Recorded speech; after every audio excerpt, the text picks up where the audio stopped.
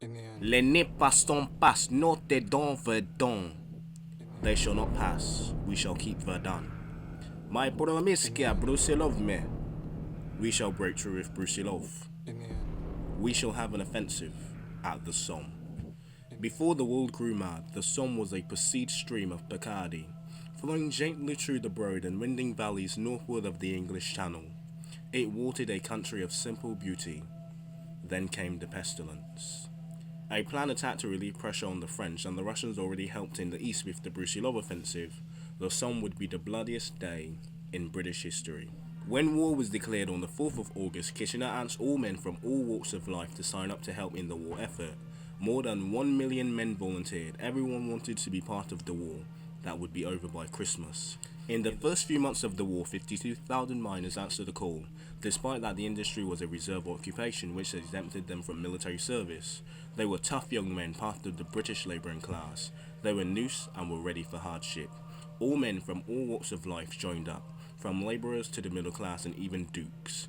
They joined for patriotism, others adventure, and most of the working class to get away from the day-to-day life and to get a proper salary. Together, these men would be the volunteer army, Kitchener's army, ready for the Somme. Many men from the same town or district went together and they would be known as Pals battalions, decimating a whole community. The floor soon started to rear as the army was under-equipped and many of the veterans of 1914 were either killed or too wounded to train the new recruits. With the old gone, the new army would step forward to fill their place, but with a lack of experience and training. With the race to the sea long ended and the Allies in deadlock, the Allies on all fronts planned for a summer offensive at the Somme. But just then, in February, tragedy struck at Verdun, and Brusilov started ahead of time before the Russian winter set in, so it left the British at the Somme. This meant this was a mainly British operation and the British were alone with a few scattered French divisions with the main objective of Bapaume. With haste from the French to relieve pressure and start to shoulder some of the burden of the war, the French insisted to attack quickly, July the latest. The Somme was always a quiet sector during the war. The French only had some minor skirmishes to disturb the peace. The village behind the Somme fields had a Virgin Mary with a baby Jesus, as he can be seen all over the battlefield. The church was used as an observation outlook and was constantly shelled by the Germans, and the Virgin Mary leaned with little more than steel reinforcements keeping her up. The British said if she was to fall, the war would be over. 1918, she did fall 3 days after the armistice. The British and the French committed 32 divisions, though the French would always come back for more and more divisions to secure Verdun, leaving this a mainly British offensive. 5 days of shelling, the longest and biggest of the war and of the world. 1,500,000 shells, proving artillery was king. But the Germans were in fortified dugouts, making this useless, and gave the Germans the advantage. They knew an offensive was coming. Bad weather also caused the attack off by days, so the last day barrage did not fire the number of shells needed. This attack would launch 100,000 troops on a 30-mile-long front. To capture the town of Bapaume, Magnum and Court was used as a diversionary attack. This attack would launch 100,000 troops on a 30-mile front to capture Bapaume. Magnum and Court would be a diversionary attack. The Germans had occupied this sector for 2 years and made concrete shelters for artillery and many empty nests along the line. The last bombardment was to keep the Germans down or kill who remained, but there were not enough shells, so the Germans got to their MG positions and waited. Radio silence was also issued, but the Tyneside Scottish NCO wished his company good luck in the offensive tomorrow, which the Germans picked up, knowing when and where. The 1st of July, 7:30 AM. It began with explosions and troops marched in line like they were on parade. At La Besson, a whole division was committed to the assault. They were encouraged to walk and even lighted cigarettes and played football to the other trench. They got over the hill and started to drop like flies, due to MG fire. At Fricourt, the Germans also waited for the King's Rifles. As they got into distance, they were fired upon. The Yorkshiremen tried to help, but they were also caught in the crossfire. All were cut down, all across the battlefield. The battalions from English, Indian, Irish, Scottish, African, white or black, Maori, Pakehas, and Australians found themselves all cut down on the first day. The most successful unit of the first day was the 3rd Yorkshire on the 3rd flank, but when they tried to reach the 3rd trench, the Germans appeared from their dugouts and fired from behind. The bad had gone badly, to put it mildly. 57,000 casualties in 24 hours. the bloodiest day in British history, but it was just the first day. Minor footholds and gallantry could not save the first day. The Tyneside Irish and the Tyneside Scottish were almost wiped out with 80% losses. Only at Montauban where the British with French artillery broke through the German lines, but there was no one left, no one to hold out. There was a gaping hole in the German lines as the Germans fled to regroup and gather ammunition, leaving a hole for the cavalry as planned to break through. But Rawlinson refused. Even with Montauban being a success, it was still in an unfavourable tactical position at the bottom of a hill. Behind Montauban were four woods: Marmetz, Delville, High, and Torns. These woods must be held and captured for a breakthrough to be achieved. The Welsh would hold Marmetz woods to keep the town of Court-Maison. The 30th Welsh Division had fought a bitter battle that would cost them dearly. 2 weeks in burnt woods and blood before the Welsh had captured it. Thorn Woods would change hands, but the strategic jumping off point that was vital for the success, no matter the cost. The woods must be held. The next phase was to capture the ridge from Thorns, but was deemed impossible as the soldiers at night must go across no man's land. And Haig was nervous when he heard the northwest of Thorn was still in German hands. He doubted their success, and even the French were doubtful, causing the main assault to be postponed for 4 days. 6th von Amin used this time to reorganize his men and even calling the elite stormtroopers from Verdun. Falkenhayn, like at Verdun, said, "Die enemy darf nicht nahe über Linchen vorrücken." The enemy must not advance, only over corpses. On the 14th of July at Bastille Ridge, the British started to assemble in darkness as close as possible to the trenches. For 30 minutes the British launched a quick but lethal bombardment, catching the Germans off guard. Close enough, they rushed the trenches. It was a success. The Scots would take the ruins of Longueval village to secure the right flank. Now the cavalry was expected to spearhead an assault past the Bastille Bridge, but then again the infantry was stopped from chasing the retreating Germans. They missed another golden opportunity to capture High Woods. With the cavalry having to do it all, they have to pass shell holes and craters. The Germans got away and placed defences in High Woods. As the dragoons and the infantry battalion of Staffordshire advanced to the woods, they were mowed down by MG fire without even entering the forest. It took 2 months and many thousands of lives before it was captured. This was not only the last cavalry attack on the Western Front, but it also showed that cavalry was obsolete in modern war. The South Africans and the South Rhodesians had finally chased the Germans out of Delville Woods, but at 70% of deaths, destroying the South African and Rhodesian battalions. With counterattacks, constant shelling, and no way to dig trenches with the true routes, the South Africans had no choice but to fight hand to hand in the woods. The Germans would try to counterattack to separate the French and the British at Delville and Torn Woods. The first step was to rout the British at Longueval village. The British of Longueval and the South Africans had met up in the morning, but this would be short-lived. At 8 o'clock the enemy guns opened and shelled their positions. The Germans could only watch the carnage. Die wurden unbleichstei, Warganen Bume, Steits unbeidaning Schleifen, Karte dick mit Slam Band and Lynchen, Corpses überall, all Menschen schnellen wurden Slei Humfan. Am Schlaminsten, Worin die Gunste, die Wunderworten. Die Gunste, Kelden, why die Rider, die why, der Flaggermeister, Kelgen. The woods were a waste last of shattered trees, charred and burning stumps, craters thick with mud and blood and corpses. Corpses everywhere. In places there were piles. Worst of all, the sounds of the wounded, which sounded like the cattle cries of the spring fair. At 4 p.m. the Germans attacked, but the South Africans held their ground, but with 10% left. Meanwhile, the Scots were hungry and tired, but were not defeated. The ladies from Hell rushed up the road, outnumbered 4-1, as the Germans nicknamed them the Ladies from Hell. As night fell, the line stabilized at Longueval. The Scots and the South Africans paid dearly, with 7,800 dead for the Scots, and almost 2,500 for the South Africans, out of a force of 3,000. The Somme was to be an offensive of movement, but soon turned into what World War I, for a long time up to that point, was about. A war of attrition. The new army was almost wiped out, Kitchener's army almost gone out, so the Dominions were called up to fill the lines. New Zealand, Australians, Boers, Canadians, you were all called up to the line. Modern warfare had now reached the Somme. Massive infantry charges cut down by one man with a machine gun. shelling day and night relentlessly.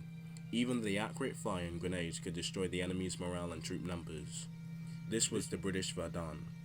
The Germans matched them with for every one German killed, 4 British dead. Not one step back. Not a single inch of ground was to be taken without a fight, to the last man. It was brutal as you looked into the eyes of your enemy, as you gutted him with a bayonet, and turned the knife, as blood came from his mouth. That was how close you got. The Germans held the peaceful village of Gibraltar Fort. The British must capture Wiltshire. The Australians were relaxed and overconfident as they asked the British, "Have you been fighting, or have you been in France?" They relished in the Gallipoli campaign, but on the Western Front, they would soon see that Gallipoli was a standard vacation compared to the horrors of war. On the 23rd of July, the Aussies attacked Quetzalcoatl Trench and the old German lines beyond that. The land beyond Quetzalcoatl was nothing more than a wasteland thanks to the shelling. The Australians mostly got all their objectives on the flank, but at a high cost. Marquess Farm would be the notorious killing ground for the Australians. Artillery had claimed the most lives as it was used to destroy the bunkers and the men inside the bunkers. And Aussie notes, "We were firing at the Fritz line when a wounded German tried to escape. When our shell hit him, sending him flying into pieces, we laughed as if it was the funniest thing in the world." On the 4th of August, the Aussies finally captured the fort of Gibraltar. Most men of the Somme had no combat experience, only the Gallipoli Anzacs and those of the old army. The roads were destroyed as the Maori pioneers and the Welsh engineers were brought forward under shell and gunfire to fix them. The men of the Somme went insane, and shell shock soon emerged as sleepless nights, the constant fear of death, trench raids, friends dying, limbs flying, and no time away from this hell had took its toll on the men. Some took to adopting pets to ease the pain. Mircourt, a village behind the lines, was the only escape, and the men took it. Lowland Servas, a Liverpool medical officer, went into no man's land to look for wounded soldiers when he was hit by shrapnel in the thighs, but he still soldiered on and carried a man back to safety 500 yards back to his trench. Men of pacifist ideals and men who saw enough dead went to help him carry back bodies. He was the only one of 2 medical officers or medical staff to gain a BC in World War I. Gillimore is where attrition was the worst. Delacour Ridge was the scene of the Pope's Nose, named after the Ulster Division that was destroyed on the 1st of July. The Dukes of Wellington would walk over them and soon join them in the ground as well. The Dukes tried to attack the trench with mill bombs, but when they dried up of mill bombs, they retreated as the Germans mowed them down. No ground gain, no ground lost. Tanks were now the last-ditch effort. The effects were poor, but the great potential was seen. They had been sent on the 18th of September on an 8-mile front to capture the key towns, the first day's objectives. Goliath and Fleur. 32 tanks in all, 24 made it to the starting line, and 9 were the only ones in noose, as they suffered breakdowns, crew sickness, and they were a tempting target at 2 miles per hour for German artillery. The Canadians were sent to attack with the tanks at Châteauguay and take the Sweet Mill factory, but they were in shell holes due to the German machine guns. But just down the road, a tank came to rescue the Canadians, the only working tank in the sector. The psychological effect was great, as the loss of crew was not. The boys that bypassed the recruiters were also killed or saw the horrors of war on this front. Richie from Canada, of the Canadian Division, was the youngest recorded to die in the Somme, at just 16 years old. The carnage of the Somme was great, so great into the 1920s, while digging the grounds to make farmlands again, or to expand the roads. Bodies and decaying corpses were still dug up to that day. High Woods was the killing ground for all men, no matter race, religion, or ethnicity. First the Highlanders tried and were driven back. Despite 2 huge mines, they did not advance. The craters are now lakes to this day. High Woods was the woods of death and destruction. The New Zealanders were next as the bodies piled up to keep the line intact. Gallipoli would now help them. A bit more humble than the Australians, they marched into the woods.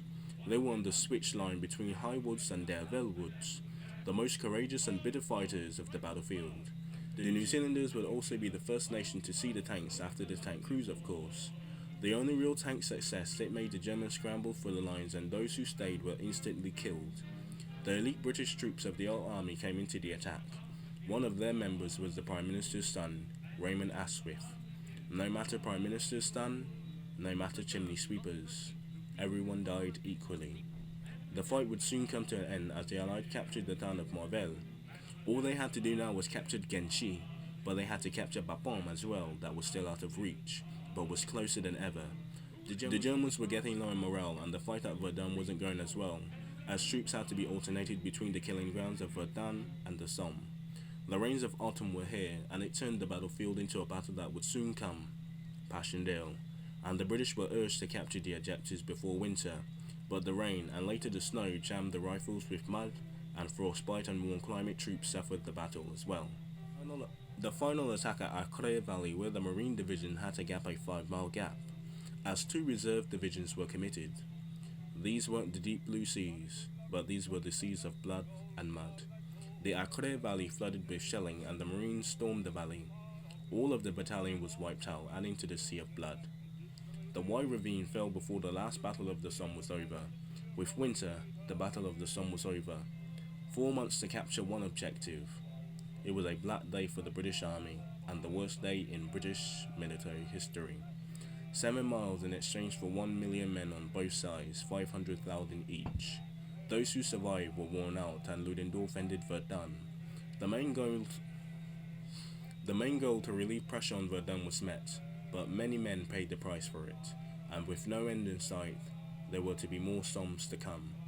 Some say it was a victory, some say it was a defeat, but the key goal was met. Others, especially the veterans, said it was a waste of life. The Anzacs lost more men on the Western Front than on any other front. The Somme gave a national identity to the South Africans, the Rhodesians, and the Welsh in the woods. Tanks were used to spearhead attacks but failed, but potential was seen in them. The Somme was the icon of World War I. Trenches, mass infantry charges in no man's land, mud, blood, a waste of life, and the cavalry obsolescence, and losing everything to break the deadlock, no matter the cost, gas, shelling, even tanks. There were no quick battles now. They would just have to survive until the end. In the end of 1916, the winter, and the conditions were almost unbelievable. We lived in a world of the Somme mud. We slept in it. We worked in it. We fight in it. We wade in it. Many of us died in it. We seen it, felt it, ate it, cursed it, but we can't escape it. Not even by dying. Edward Lynch. Oh boy, that was depressing. Oh boy, the season finale, of course, is going to be depressing. Hopefully Garner-Tonif offensive will not be, it's going to be pretty damn depressing as well. Not as depressing as the Somme, most depressing battle I've done so far, but yeah. Alright, so there are 4 Easter eggs in here. 4 Easter eggs in this whole video. From the start, French, which was the first season I did, Russian the second, and of course the British, but also it ties into the major offensive of 1916 with all allies on each front. So that's a nice little note there. First the French, and then, so basically the same thing as how I did the series. And then next thing we have the boys' battalions, which I did not get to cover, and especially didn't get to cover Jack. So yes, that's another little nod to them as well. Tying up everyone from every ethnicity, race, and religion. So I name dropped on almost all the countries of Minority Report, and that's the third one. And the fourth one was the tank. Now I know what you might be saying, I did a tank video the other day, but believe me when I say I think I only know 3 Easter eggs. You gotta find the rest. Maybe I could be right. Maybe I'm writing some stuff that you will have to find out for yourself. But for now, all the people of the British Empire, the boys, the Marine Battalion, and of course, all 3 allies attacking on one singular offensive. The Battle of the Somme was the bloodiest day in any military history, but especially for the British. And that's the depressing. Oh my god, to edit this now would be so. Oh my god, this is gonna be a tough one, but hope you enjoyed. 100 hour and 20 minutes, so 25 minutes of footage. Alright guys, hope you enjoy. Oh my god, that was so depressing. Oh boy. Alright, enjoy. Hope you learn something. Viewer discretion advised. Oh my gosh. Sometimes war is hell, no matter if you fight it or read it. Learn something, my boys and girls. Oh my god, I'm sorry for being so depressing the outro, but oh my god. Oh my god, the one with the stabbing and the mouth bleed. Oh boy. Oh boy, I need to go and cleanse myself. Stay good. Learn something.